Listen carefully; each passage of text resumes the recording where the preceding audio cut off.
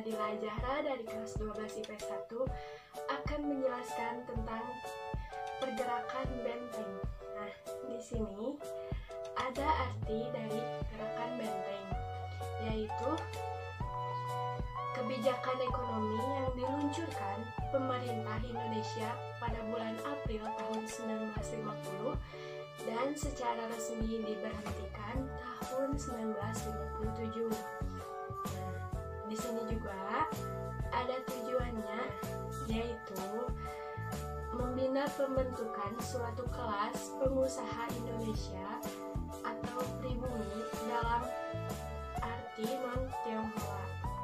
Di sini juga ada latar belakangnya, yaitu pada tahun 1950-an ada tekanan politis yang meningkat agar kekuasaan ekonomi diambil dari perusahaan swasta Belanda yang masih ada di Indonesia saat itu demi penyelesaian revolusi. Namun Indonesia masih memerlukan modal dan keterampilan asing untuk menghasilkan pembangunan ekonomi yang diperlukan untuk menghadapi peningkatan jumlah penduduk. Februari 1950, Presiden Soekarno sudah sempat menyampaikan kepada kalangan perusahaan asing bahwa pemulihan ekonomi Indonesia setelah selesai revolusi memerlukan dikerahkannya segala sumber modal, baik asing maupun dalam negeri. Tahun 1953, Menteri Keuangan OMD menyatakan bahwa peranan asing dalam pembangunan ekonomi Indonesia perlu dicantumkan secara jelas dalam rencana pembangunan mendatang. Program Benteng merupakan suatu cara pengembangan peranan orang Indonesia dalam ekonomi tanpa merugikan perusahaan asing, terutama Belanda. Selanjutnya, di sini ada pelaksanaan gerakan benteng yang diterapkan dalam program kerja Kabinet Nasir. Yang pertama, menumbuhkan kelas pengusaha di kalangan masyarakat Indonesia.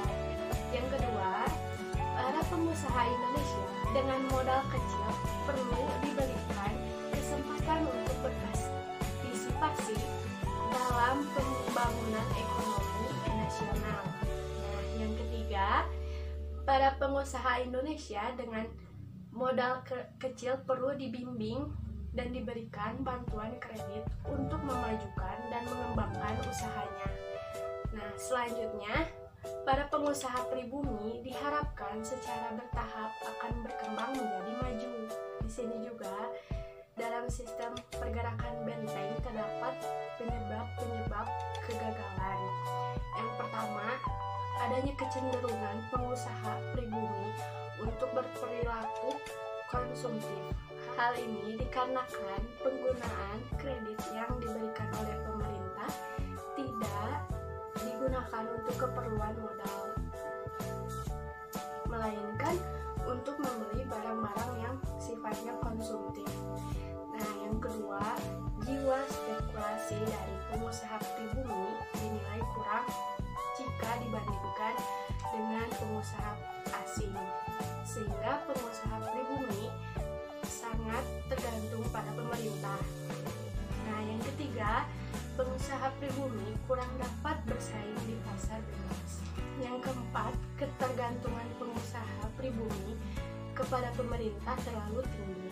Dan yang terakhir, para pengusaha pribumi cenderung menyalahgunakan kebijakan dengan mencari keuntungan secara cepat dari kredit yang diberikan oleh pemerintah.